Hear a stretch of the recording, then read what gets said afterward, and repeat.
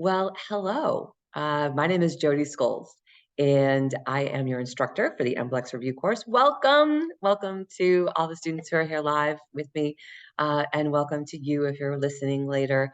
It is just so fun to come together and review this material. I actually really enjoy preparing for this class.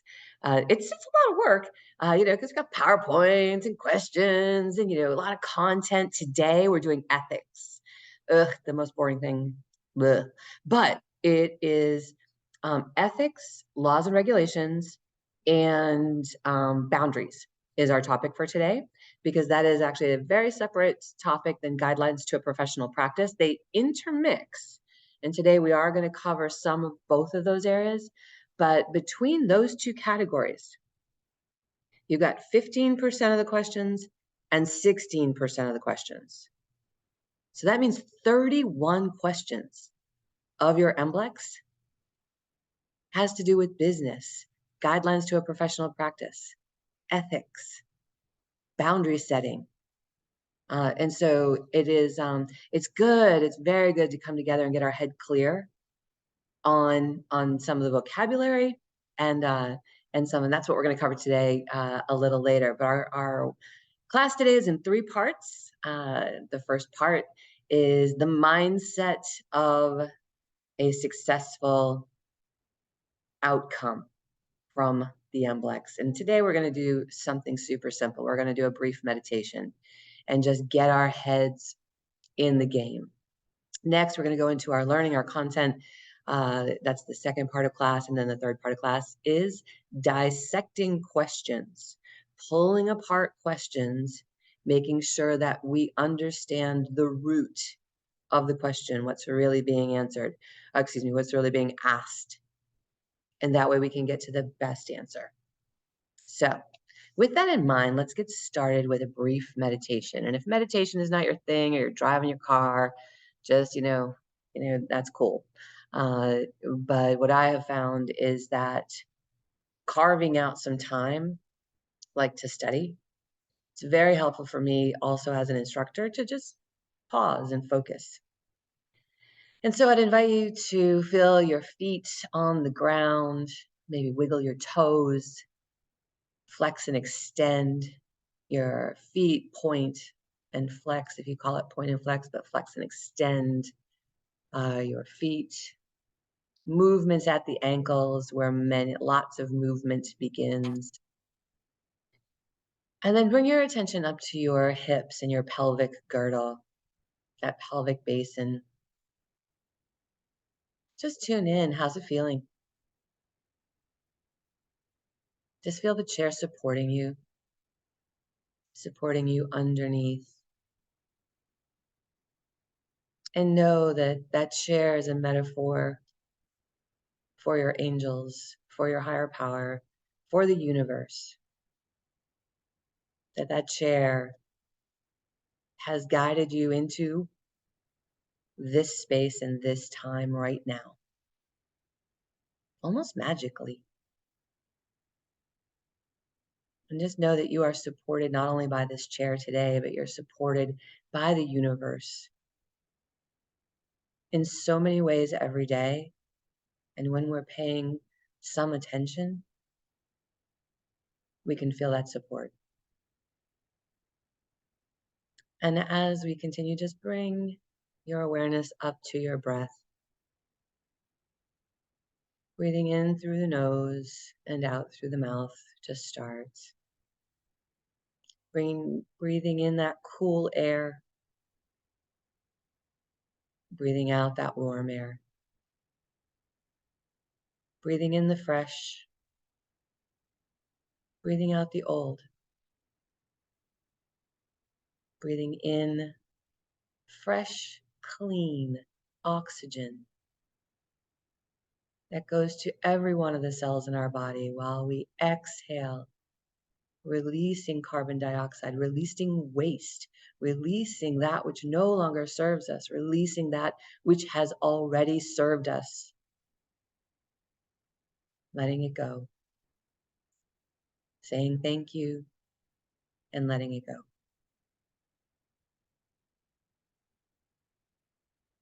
And I invite you to release the activities of the day so far, the activities of later in the day, to just let those go, set them aside, maybe put them in a box with a lid on it where you can come back to them later if you want.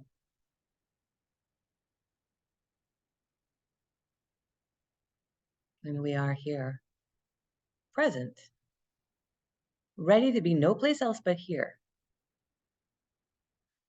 ready to take in the good word, the knowledge, the knowing, the mindset of a licensed massage therapist, of passing the MBLEx. We are here taking the next step, just a baby step. We're taking a baby step towards being a licensed massage therapist right here, right now.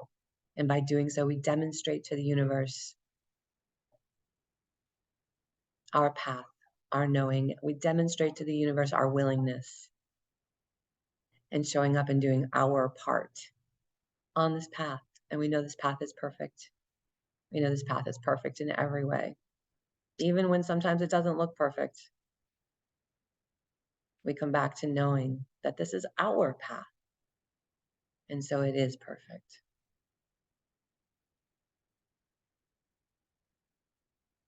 And as we know, the universe, that nature, that God, that Mother Earth is perfect.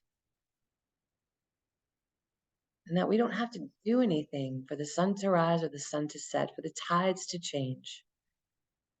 That we just get to witness it being so and to call it good. And so I call our time together today good. I call this class very good. I call each one of the students in class very good. Very good massage therapists. Excellent massage therapists. And I hold that vision with them, for them, and with you as you are listening, if you're listening later, that know now or later, now and later, that it is good. And so let's bring our awareness back into the Zoom room. When you're ready, wiggling the fingers, maybe fluttering the eyes open if they were closed. And know that it is good, that you are good. You are very good, because we are here.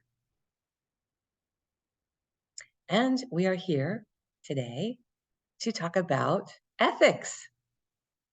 Yay. The good thing about ethics is that it's common sense.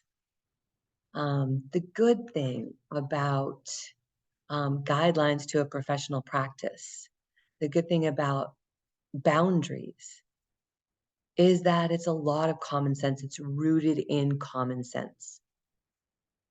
And so let's move into our content as I'll share my screen.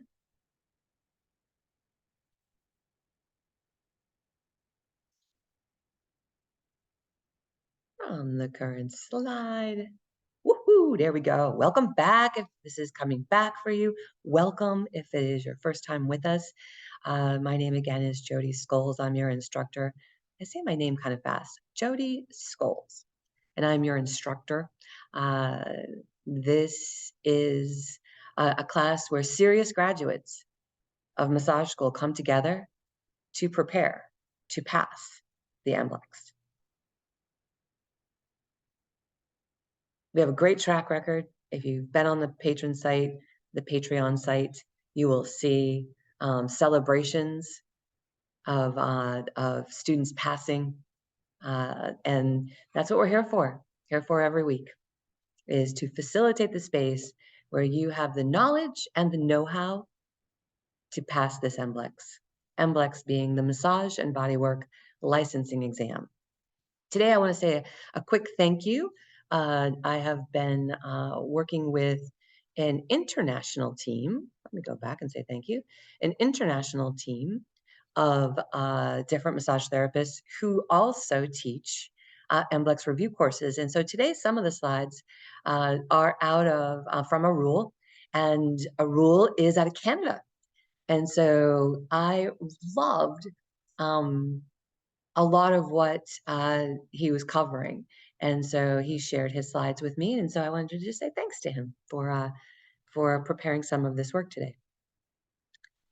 And I will also mention that I'm a perfectionist when it comes to slides, and not all these slides are perfect. So, but they're great content. So, so bear with me with the colors and the fonts and some of the stuff, but the content is terrific. And it's going to be presented to you in a way you may not even notice.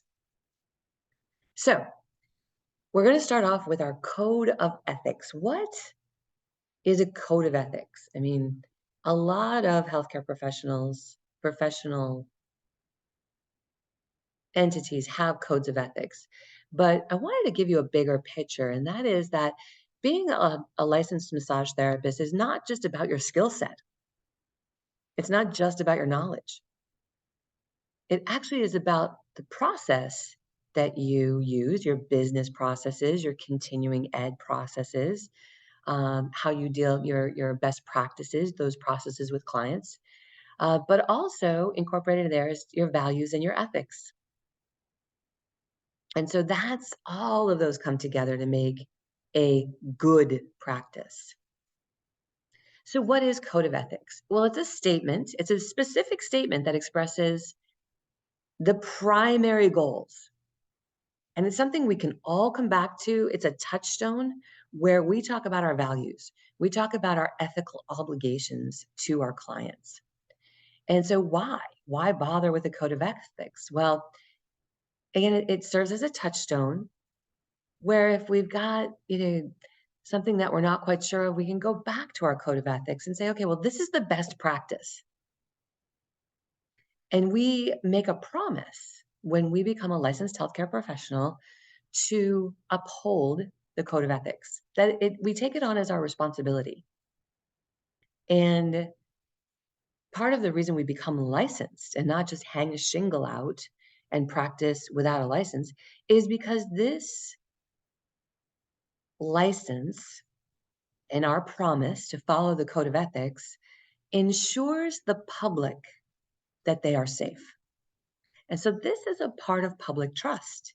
Yes, it's a guideline for us. It is a code. It's a moral code. It's a code of ethics. But it is also what we all agree to and promise to take responsibility for. So massage therapists have a code of ethics, but any massage therapist, even if you are an educator, if you are a researcher, if you do administration, maybe you're a policymaker, there's all sorts of roles once you become a licensed massage therapist that you can expand into. And this code of ethics is something we come back to as a guide. It's our values and principles written out. So we're going to cover two categories, actually three categories today. The first is quite simple.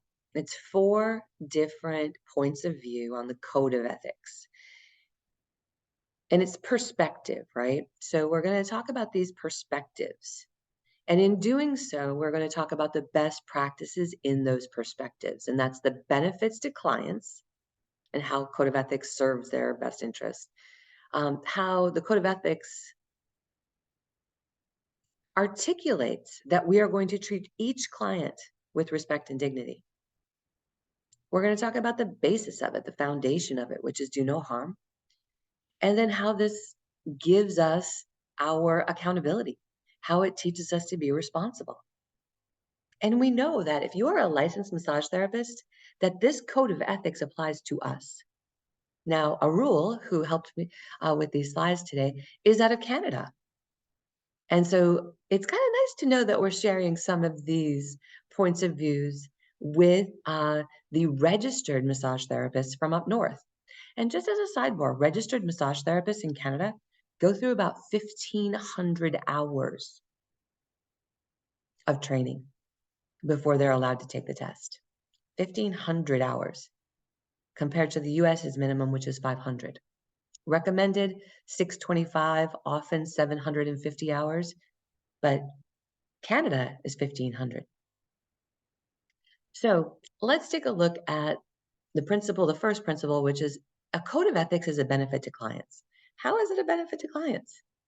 Well, the clients know that massage therapists are here to positively contribute to their health and well-being. We're going to use our knowledge. We're going to continue to improve our knowledge. And we're going to use our professional judgment. We're going to use our critical thinking skills to best serve the client. We're also going to give clients the information that they need to make decisions about how often to come for massage. Many, many therapists have told me, I don't want to be pushy. I don't want to tell somebody when they need their next massage. They'll know. Guess what, guys? They don't know. Who's the licensed healthcare professional here? Who's had all the training? Number 2 says it is your moral obligation to give clients the information they need to make informed decisions about when to come back for their massage. Now, you don't have to go into a 15-minute explanation of why their hamstrings are tight. You can, but this is more the ethical point of view, the moral obligation to say, I think you're going to be ready for your next massage in 4 weeks. I think you're going to be ready for your next massage in 2 weeks.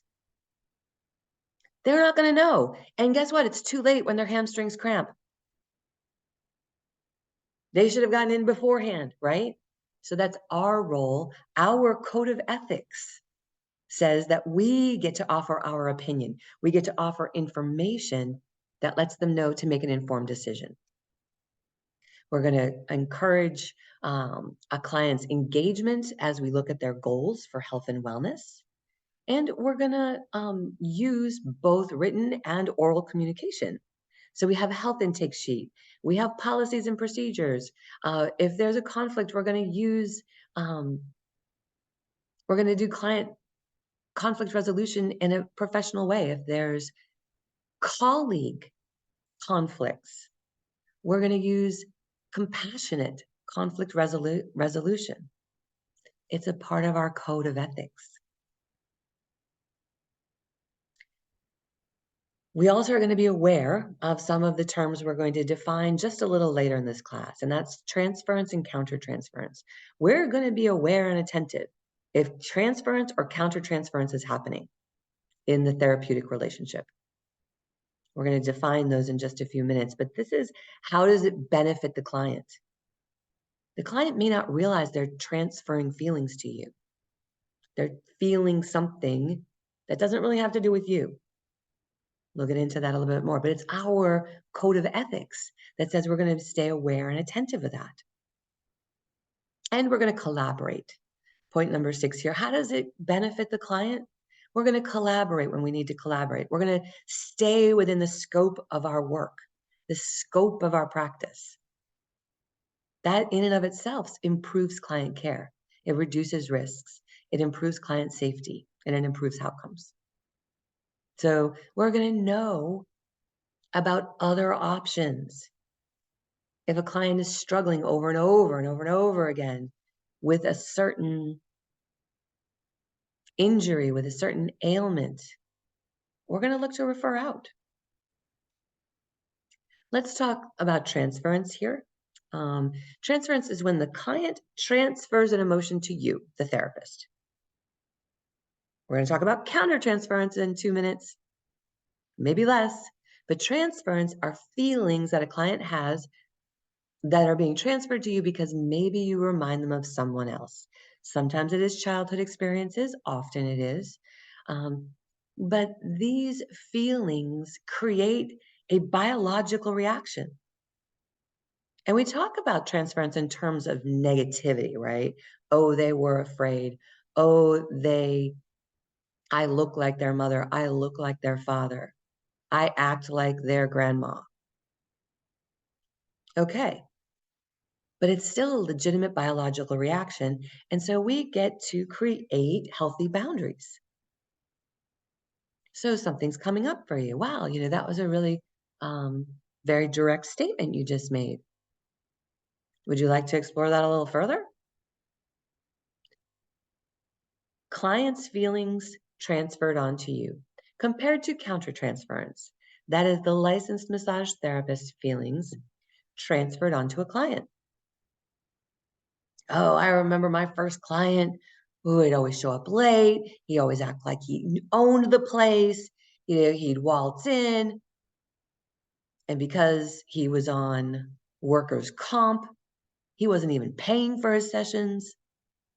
He was coming 3 times a week. Oh, I was so angry.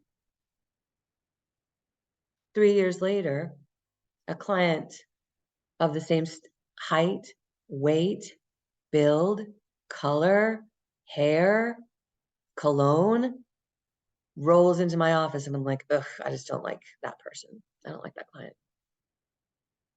Why don't I like that client? Because it's reminding me of someone else I knew. So I get to take responsibility for that. The new client is like, what's up? I'm just here to get a massage. So I get to own my own feelings and recognize also countertransference. This is a part of our code of ethics, you guys and gals, because we promise to stay attentive. If we don't feel good about doing a massage, then that's countertransference. I am not feeling good. Unless it's something intuitive, where there's an actual problem. But this is just bubbling up. I mean, then I get to look at myself. That's countertransference. Me, the massage therapist, transferring a feeling onto the client. Let's move us on to the next principle in the bigger picture, and that's to treat all clients with respect and dignity. This is a part of our code of ethics. The client gets to be a part of the decision-making process. That means we have to talk to them. Yes, we have to talk to our clients. I showed up for a massage one day at a new place. The therapist said, okay, here's your paperwork. Thanks so much. Go ahead, get on the table, face up. I'll be back in 5 minutes. And the door closed.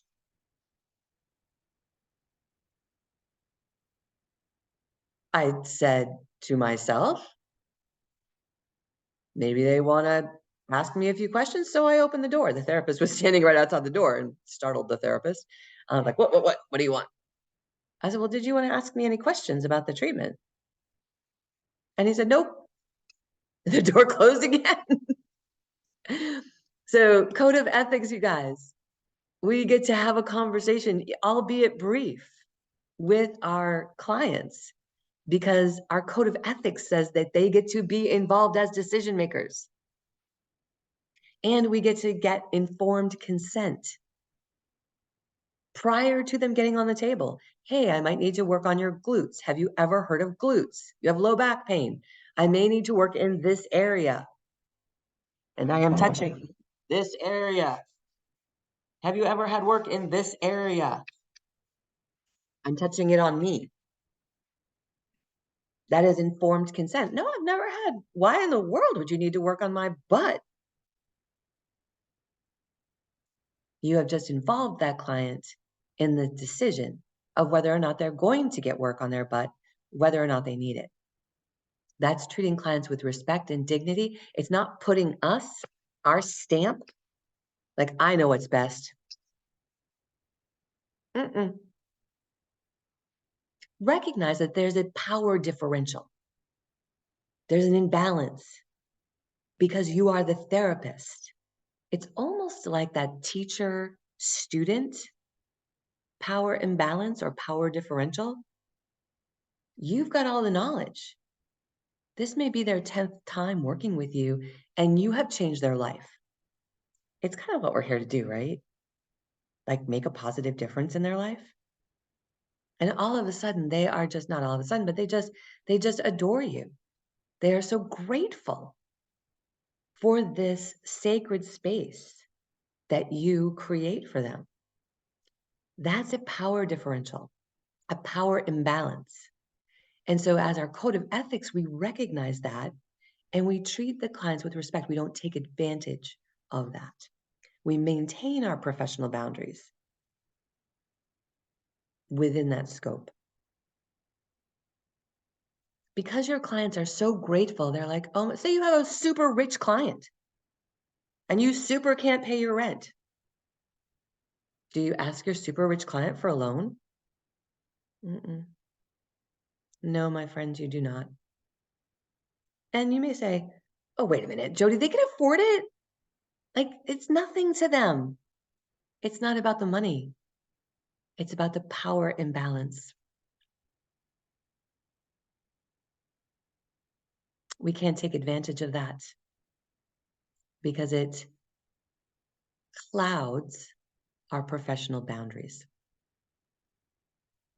Moving along, part of the way we treat clients with respect and dignity is we keep their personal information confidential. We'll see another slide on this in just a few minutes, but we do need to have written consent, a signed medical release form, if we are going to share any of their medical information. So this was kind of fun. In Canada, and I kind of dug down why number 5, provide clients with advance notice and a referral if you're discharging them from care. In Canada, most massage therapists treat clients in a physical therapy or medical office. And so if there is a time where that client is going to be discharged, then we do so with clear boundaries. If you are done working with this client, if this client just, you're done working with this client, say, okay, I'm going to go ahead and offer you. And I've had times where I have referred clients to other therapists, whether within my own practice or outside the practice. Personality-wise, we weren't a good match. That's on me. It's not on them. It's on me. And so fair and equitable ask this. So you can't like say, well, I'm not going to work on any blue-eyed people. I'm not going to work on any lefties. Those people who are left-handed, they're trouble. No, man. You got to provide fair and equitable access and consistent quality of care to all clients. Now, do you still get to pick and choose who you work on? Absolutely.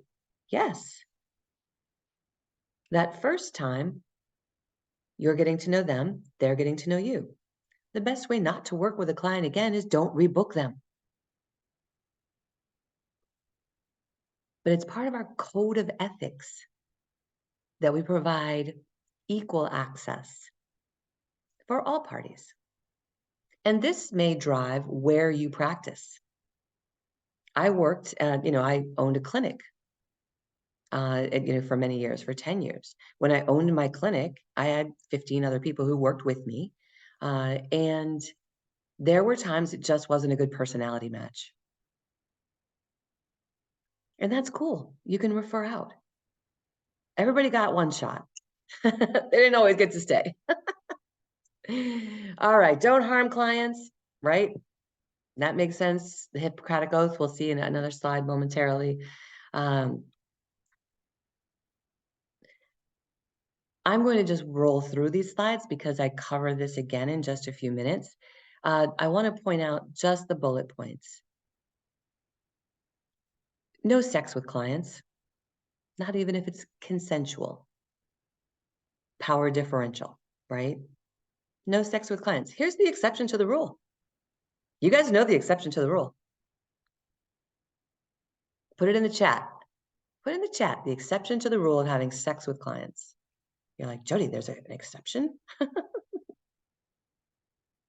Oh, good. I'm glad to see that. All right, let's see. Going to the chat. That happened to me. Yep. School made me Made sure the second time that I wasn't paired with them. Great, exactly. Boom, Riva. Yes, and I know, Lynn, you know this too. I know, Charlotte, you know this too. Yes, that the only time you can have sex with your client is if you were having sex with them before they were a client. Yes, and not on the massage table.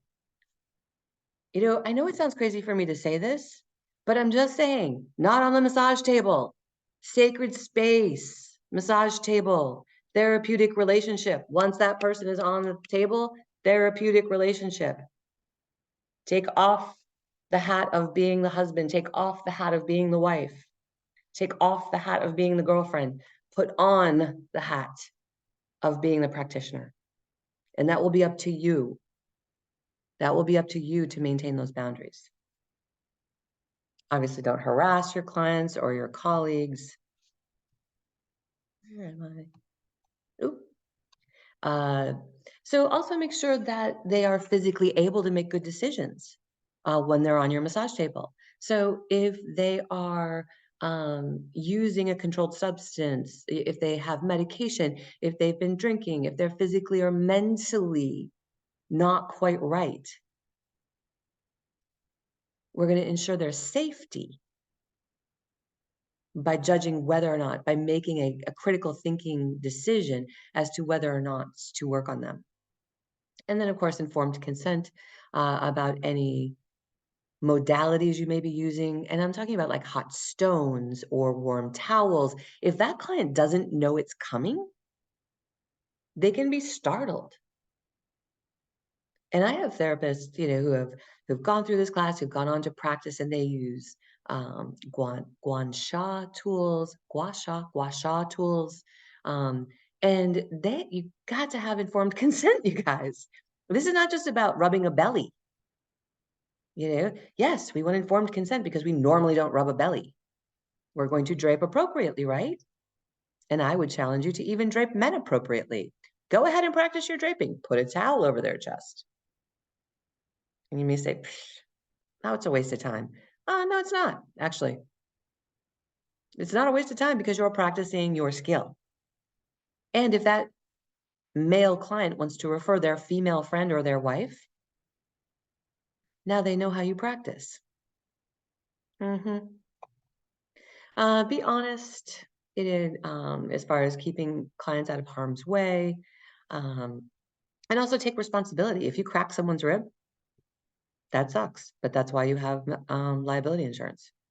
Very rare, very rare. If you use a gua sha tool or cupping and all of a sudden they are bruised from their knees to their hip, take responsibility and go ahead and explain. But this is also what informed consent addresses, right? Hey, when I use these cups, they often leave a mark. So we are honest and we are transparent and we take responsibility. So go ahead and keep a safe, clean working environment. Empty your trash. Wipe down your table. Don't use the same sheets.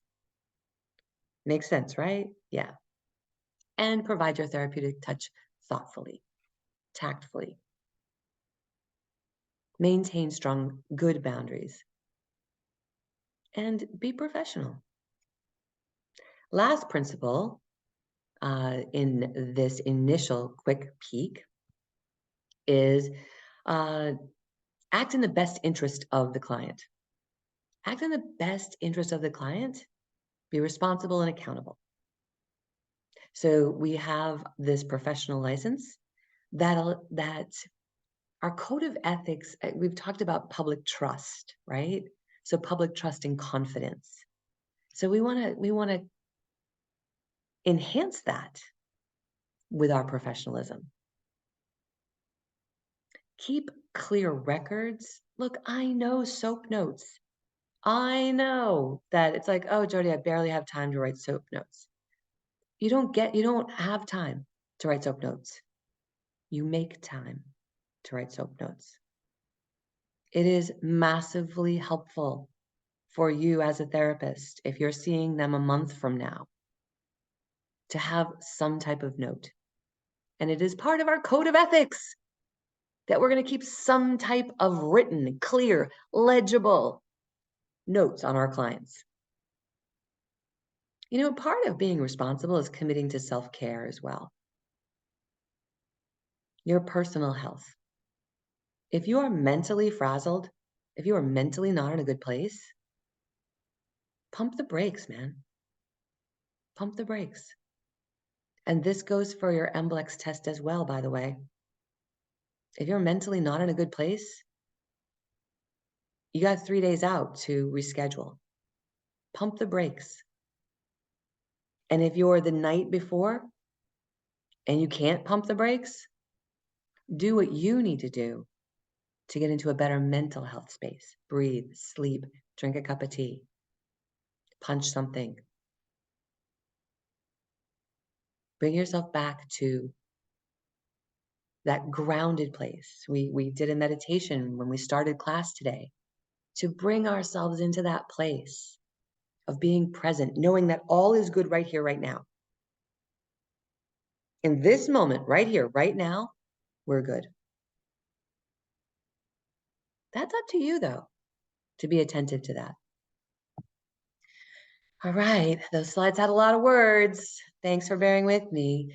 Part of our responsibility too in our code of ethics is to continue to advance our career.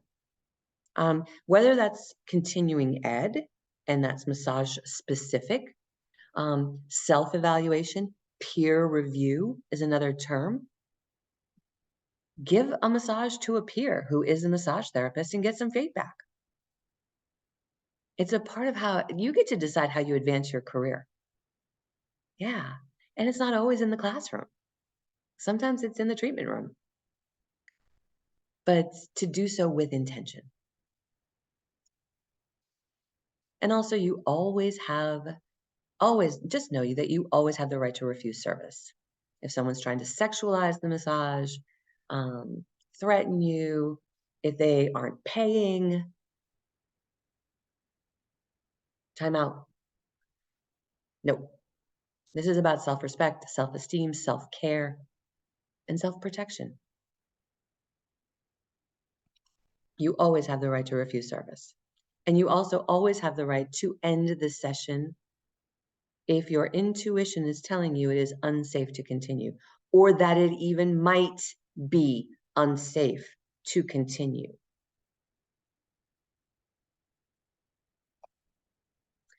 All right, so we talked about integrity and professionalism, what that looks like for you. Don't participate in any fraud. Don't fraudulently bill the insurance companies. Don't charge one person more than another. And then also use your electronic communication, whether you are communicating directly through email with clients, whether this is social media, or other forms of communication, text. Understand before you text a client from your personal cell phone that they now have your number. And so be thoughtful about that, be intentional about that. It can lead to some problems. So we're not going to go through each of these bullet points, but I wanted to make you aware that the AMTA, the American Massage Therapy Association, has a code of ethics, and it's in 2 parts. And sometimes we do see questions about this on the MBLEx. This is the principle of ethics and the rules of ethics. Principles, what we aspire to. So take a look here. Aspirational, inspirational. The principles of ethics, it's what I aspire to. And you can find this, the source of this is right here.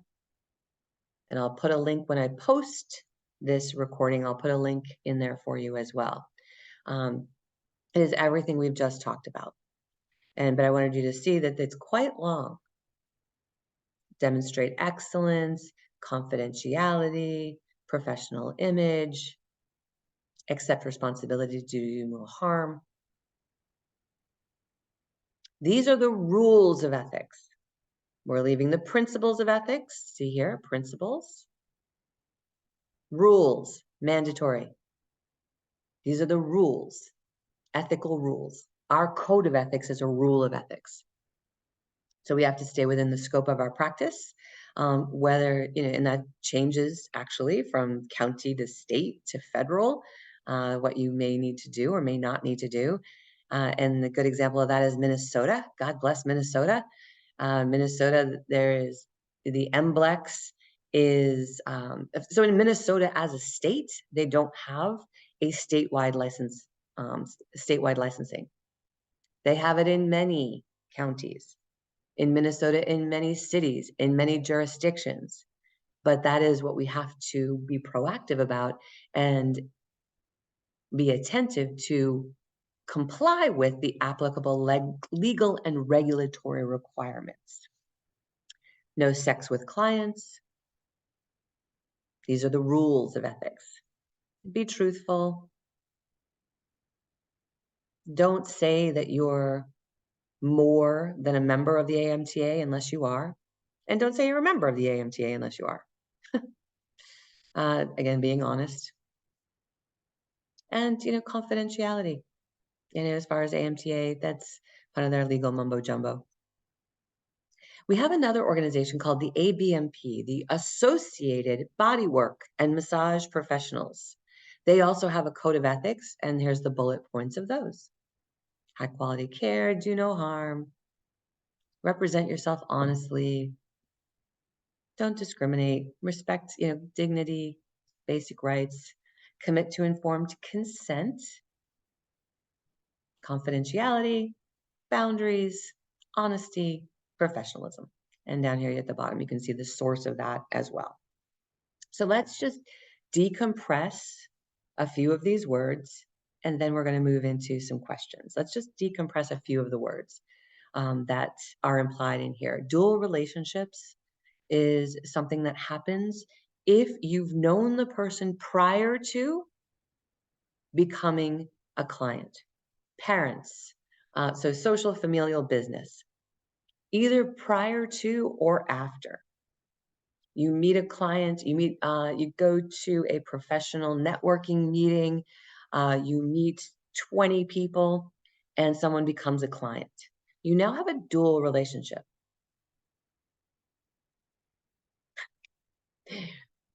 I love telling stories, so I'm just going to tell some stories because I haven't in a while. So Mr. He was an accountant. And so I was working at the time while I was in massage school at a country club. And Mr. Burdett found out that I was a massage therapist. Oh, actually, it wasn't even a massage therapist. Okay, this is great. This is a different type of dual relationship. So Mr. Burdett comes in and he has true name. He has on shorts and a t-shirt. And every time I've seen him, he's an accountant. He's like tie and jacket. And so this time he comes in, I'm working at a country club during my massage career. And I look at Mr. Burdett and I said, Mr. Burdett, oh, hey, I almost didn't recognize you with clothes on. He tells this story for the next 5 years at every business function we are at.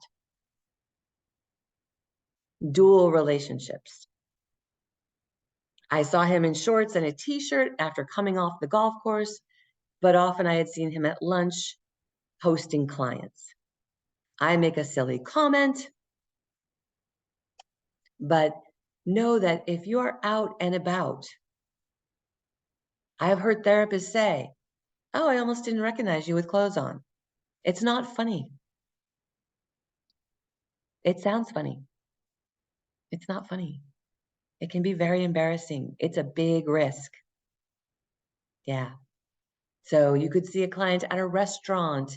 I mean, we've talked about these dual relationships. You could see them at Home Depot. All right, let's move on. You get the idea.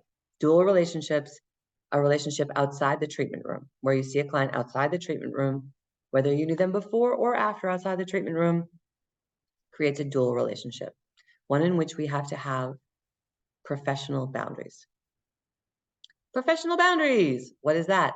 Seeing a client outside the treatment room. So maintaining confidentiality is a part of those professional boundaries. You're not allowed to actually go up and shake their hand. If they come to you, yes, of course you're allowed to be friendly, but we are not allowed to talk about clients or their care. So we see a client at Home Depot, we shake their hand, or at Lowe's, right?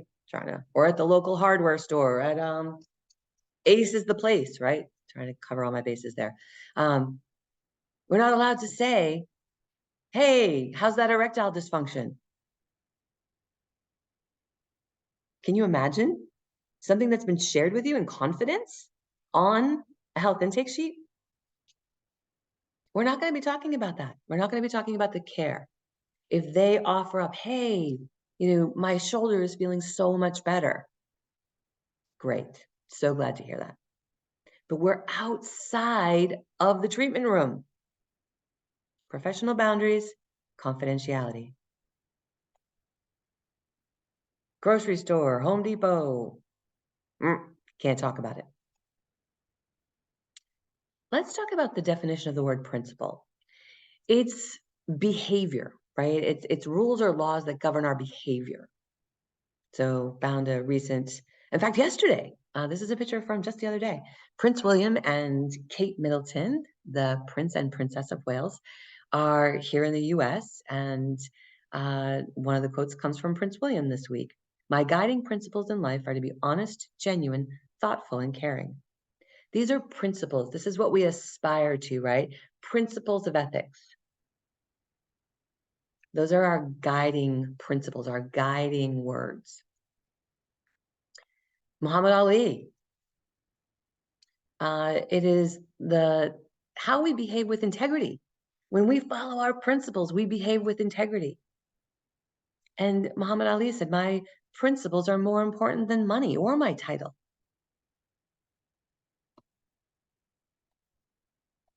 Okay. A patient has rights. Your clients have rights. Living in America, we have rights. Living in Canada, we have rights. Some rights are federal laws, like keeping your medical records confidential. But we do need to know what our client rights are. Part of the client rights have to do with confidentiality and a term called HIPAA. HIPAA is something that's the Health Information Portability and Accountability Act. Please notice, it is spelt different than hippopotamus. It is HIPPA. And so this, let me just stay, sorry, I just skipped through a few slides. Let's go back. So HIPAA applies for massage therapists if you work at a healthcare facility that transfers electronic records. We have to operate with HIPAA principles. If you are in your office and you're not transmitting electronic health records, then as long as you keep your data in a secure place, you are compliant. But there are many, many, many healthcare facilities that are not compliant. And I just want you to know that keeping client medical records in a secure location is part of being compliant with HIPAA, the Health Information Portability and Accountability Act. And there are lots of businesses that violate HIPAA. However, we don't want to go into a lot of the HIPAA violations. Just know that it is a part of your responsibility as a licensed massage therapist to keep client health records confidential, secure, and if you are transmitting electronically, to do that through HIPAA-approved procedures.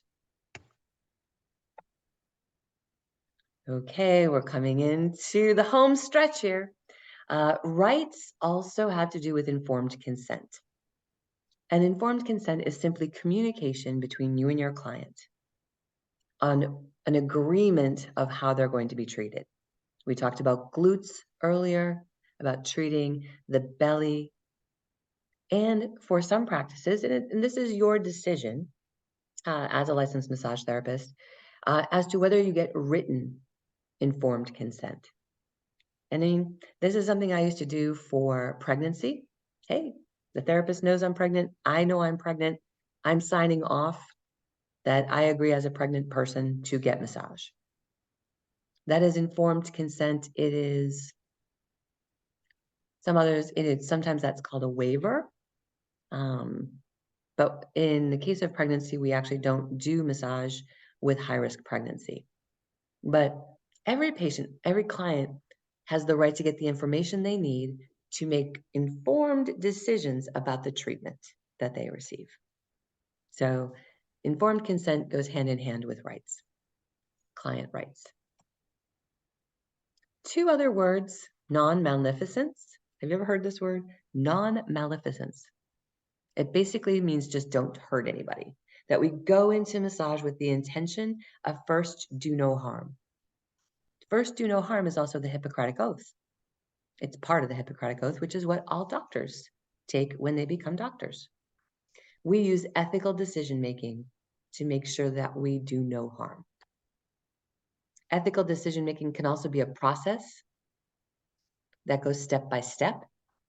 If you decide that there needs to be a process around an ethical decision-making, go back to a process so that you can work through if you have an ethical question or an ethical dilemma.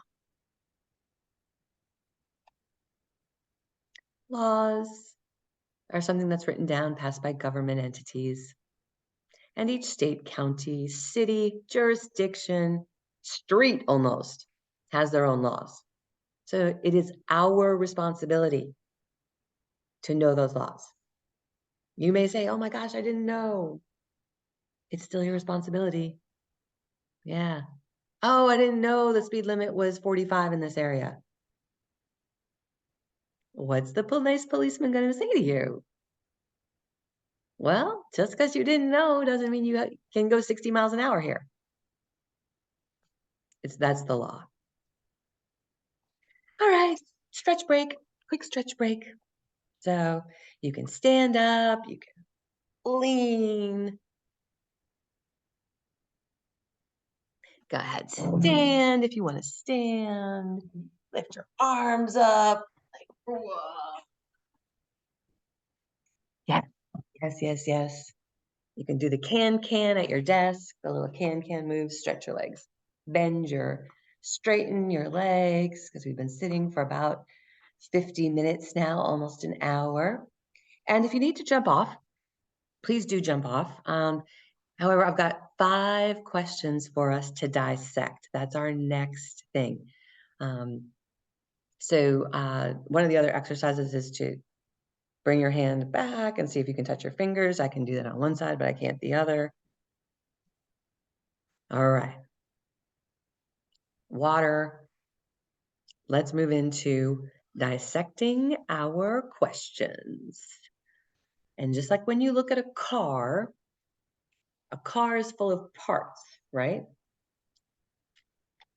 The mechanic has to determine which part needs to be fixed.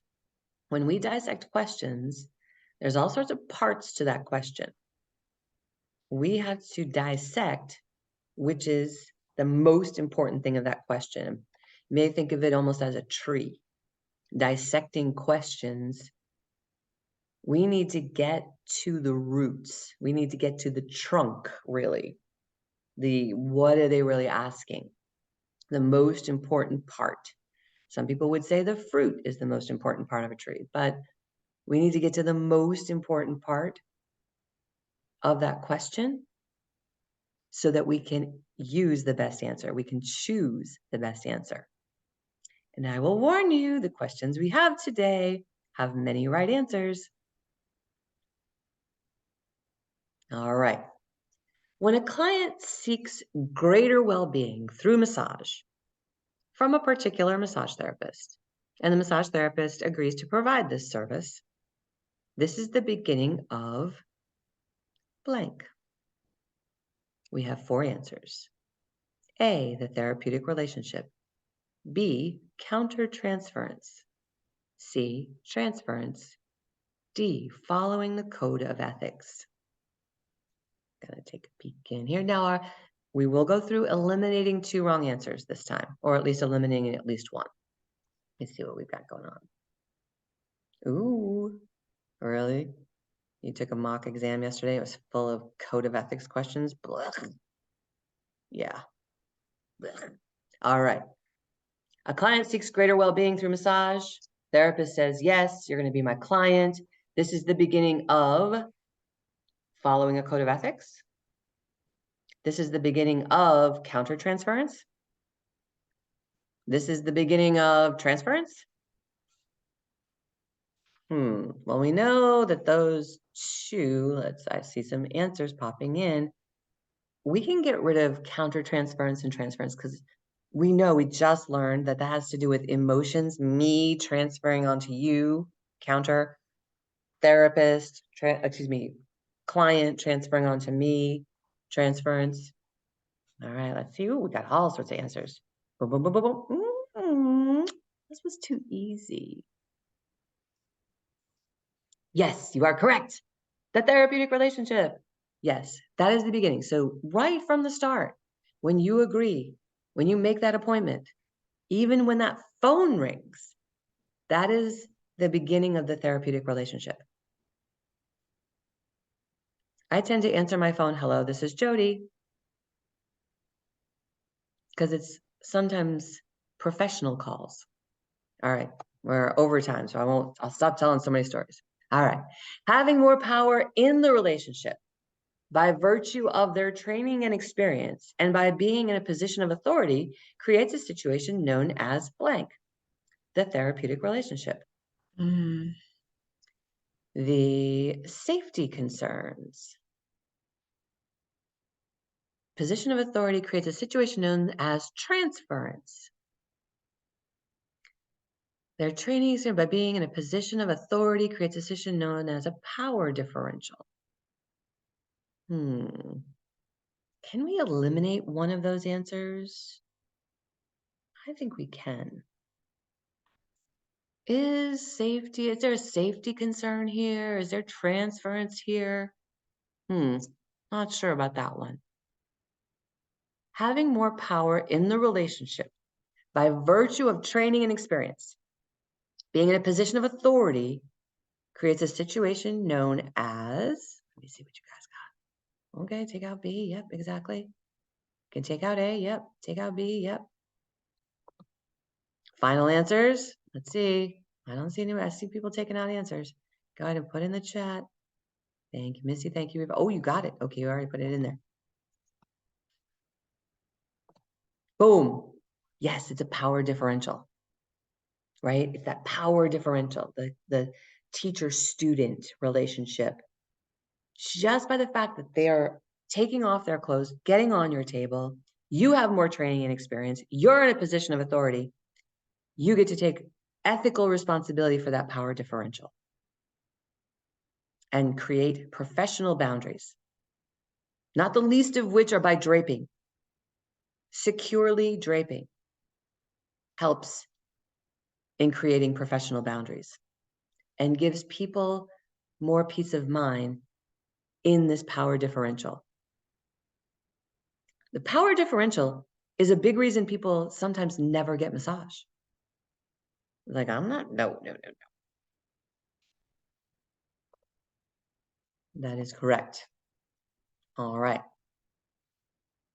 When massage therapists transfer positive or negative feelings towards others from their past into the therapeutic relationship, it can be called therapeutic relationship. It's just how it goes.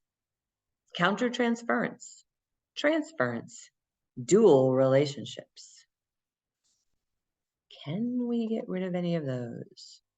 Oh, look at you guys. Oh, I'm so happy for you. So it's not part of the therapeutic relationship. It's poorly worded. But as we see in the chat, when a massage therapist transferred either positive or negative, boom, you are correct. Letter B, countertransference. From the licensed massage therapist to the client, it can be positive or negative. We talk a lot about the negative, right?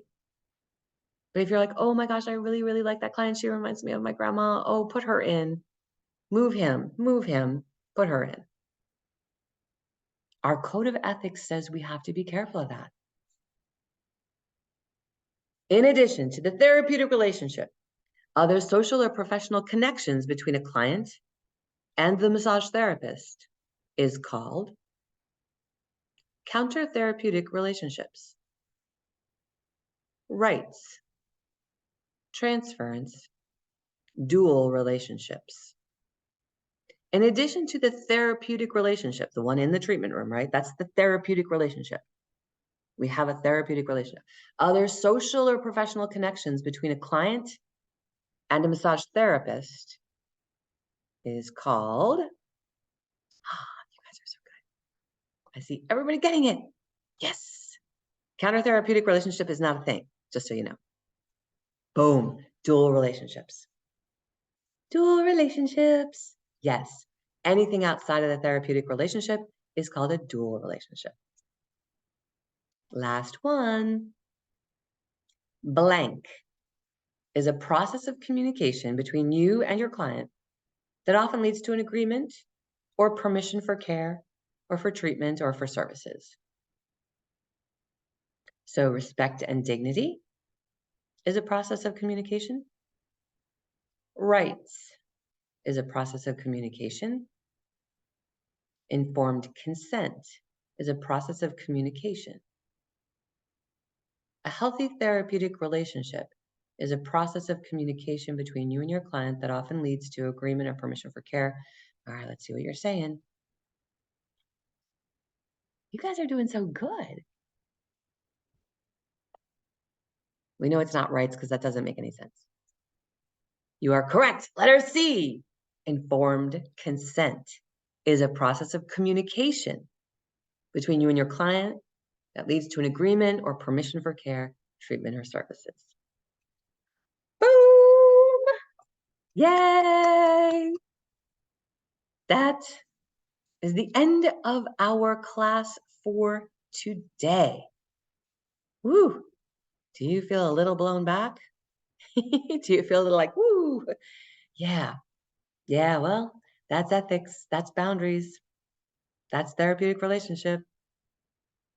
That's, that's part of what we need to know as we dissect these questions to get to the most appropriate answer. In almost every case, you can do the therapeutic relationship, right? It usually answers the question, but is it the best answer? That's where we have to be careful. So I'm going to sign off on our recording for right now. I'm going to hang out for about another 10 minutes to take live questions. So thank you so much for being a part of class today. My name is Jody Scholes. If you would like to participate in our live classes, visit the patron site. There'll be more details in the description of this video. You can find me at jodyscholes.com. You can also, I'm going to start to announce the book my book is coming out in March of 2023. So you can be watching for that too. Yes, I'm very excited. Yes. But find more details about that at jodyscholes.com. But join us back here next week. We meet for an hour to focus on preparing to confidently and calmly pass the Massage and Bodywork licensing exam. Thanks so much for being here. All right, we'll see you soon.